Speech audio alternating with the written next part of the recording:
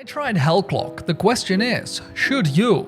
Hellclock is an ARPG roguelite where you are playing as a clockmaker and you are trying to get into the dungeon under the church and get as far as possible. One thing that is really upon you always is a ticking time. You will have your pocket watch and that time is really setting you for how long you can be there. If the time reaches 0, you will die and you have to go and start over. So you're pushing as far as possible, you are killing enemies, looting chests, getting gold, getting mana progression currency, and also some trinkets that enhancing your stats on the way, and you are upgrading your hero with the skill points that you're choosing between 3 every time you level up, and you are enhancing your skills that you have already on your bar. With that, you are trying to get as far as possible. So when the enemies kill you or you are slain by the time itself, you return back to the church where you can spend the resources that you accumulated with the meta progression currency, and you can spend it on several places. That's the first one you meet, is your gear. The gear is persistent. That means that you will never lose it again, so you are enhancing your stats for good. So you have your pants, you have your chest piece,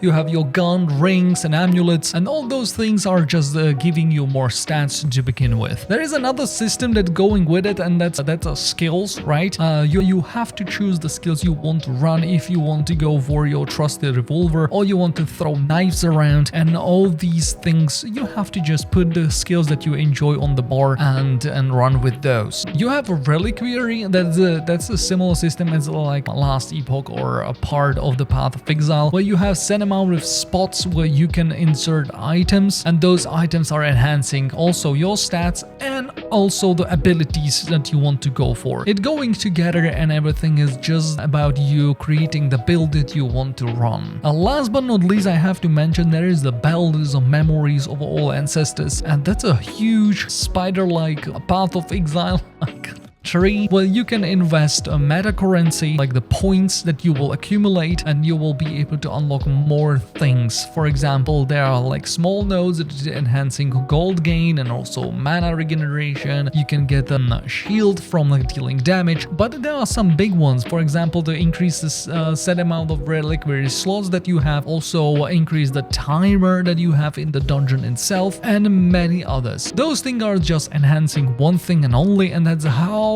efficient and how long you can be in the dungeon itself. With all of those upgrades, you are going back into the dungeon, you are stronger than ever, and you can push a little bit further. You can maybe rescue more people that will enhance other aspects of the game, or you will just get more loot and better relics and many other things that will just make you more powerful. What I really like about this game is how it flows. It's really fast paced. There is no really downtime whatsoever. You are just rushing through the enemies, killing them, spawning bosses, withstanding waves of enemies, and you are trying to get as far as possible. When you die, you will just return back. You are making upgrades that feels powerful, that making like significant advancements, and with that you are like, oh my god, I made such a huge progress with this. Maybe I will be able to get like further and slay another boss. So that's a really cool combination of those, that you are like not punished because you are getting the meta currency, but in the run itself it's fast paced and you are going from action to action. What I didn't like is that set pieces of the dungeons are all the same. So yeah, there are the skip mechanic that you can unlock in the meta progression,